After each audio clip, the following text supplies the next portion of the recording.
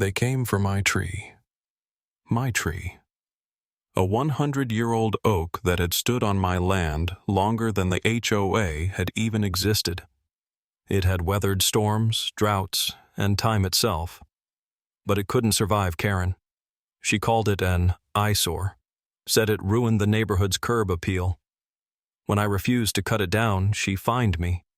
When I ignored the fine, she sent a crew with chainsaws to destroy it. I barely stopped them in time, but Karen?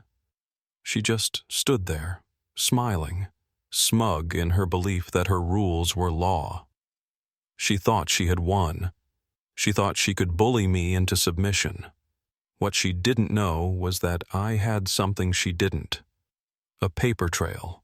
A legal loophole she had overlooked. And by the time she realized her mistake, it wasn't just my tree she was about to lose. It was everything. But let's start from the beginning. If you had told me a year ago that I'd be in a full-blown war with my HOA over a damn tree, I would have laughed in your face. But here we are. My 100-year-old oak tree has stood in my yard longer than this neighborhood existed. It's survived hurricanes, droughts, and even that one drunk delivery driver who crashed into it back in the 90s. To me, it's not just a tree. It's family history. I played under it as a kid. My dad built a tree house in it, and my grandpa proposed to my grandma beneath its branches.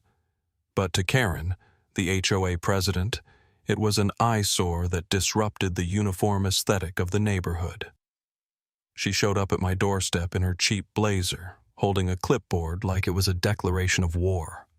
With a tight-lipped smile, she said, "Mr. Davis, the board has decided that your tree must be removed for better curb appeal." "Oh, we decided? As in you and your two lackeys on the HOA board who think their authority extends to private property?" I smiled back. "That tree is on my land, Karen, not HOA property. It's not going anywhere."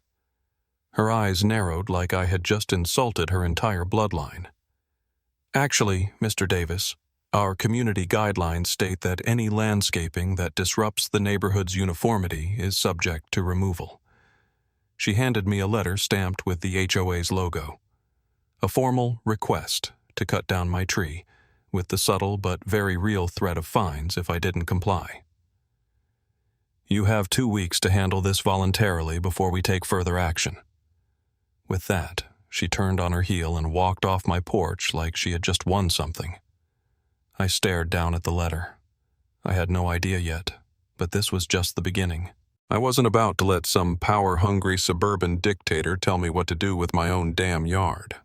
So, I did what any rational homeowner would do. I ignored the letter.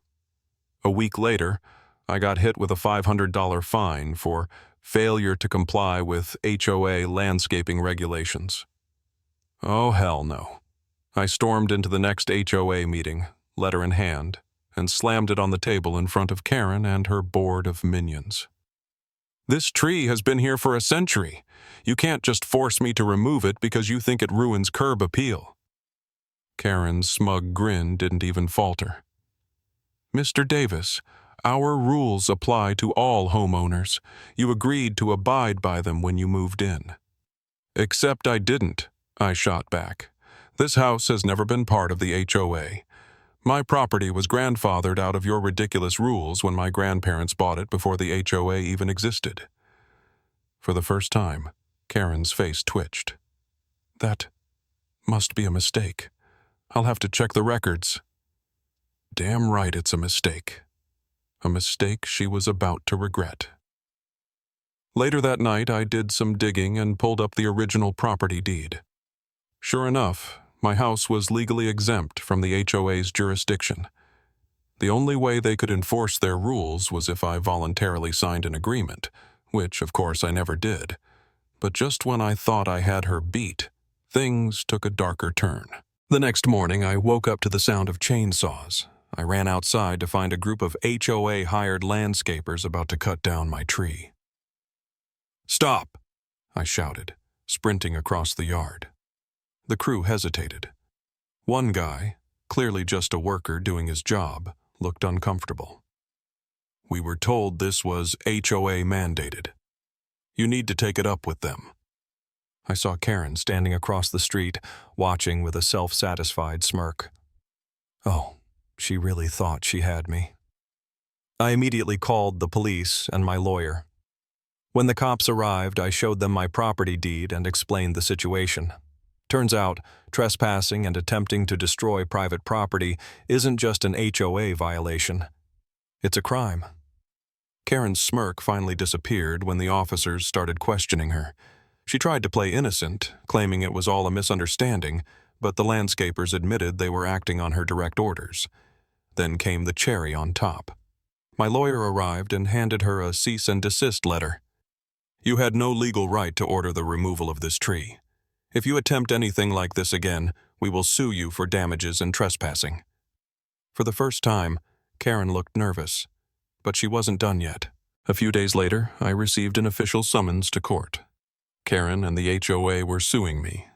Their claim? That my tree was a safety hazard and that I was violating HOA rules by refusing to remove it. Oh, she really wanted to go down with this ship. I came prepared. My lawyer presented my property deed proving I wasn't under HOA jurisdiction, a certified arborist's report confirming the tree was perfectly healthy, security footage of HOA landscapers trespassing on my property.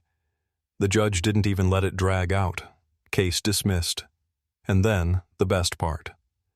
The court found Karen and the HOA liable for damages. They had to pay me $10,000 in legal fees, cover the arborist's report, issue a public retraction of their claims. But the real victory? The scandal exposed Karen's corruption. Turns out, she had been misusing HOA funds for years, issuing fake fines, hiring unlicensed contractors, and even pocketing HOA fees for herself. When residents found out, they revolted. At the next HOA meeting, a vote was held. Karen was officially removed as HOA president. The cherry on top? The HOA had to issue a formal apology to me in the neighborhood newsletter. And my tree? Still standing. Now, every time I sit on my porch with a beer, looking up at its massive branches, I smile. Because Karen may have wanted better curb appeal. But in the end, all she got was a legal nightmare and a ruined reputation.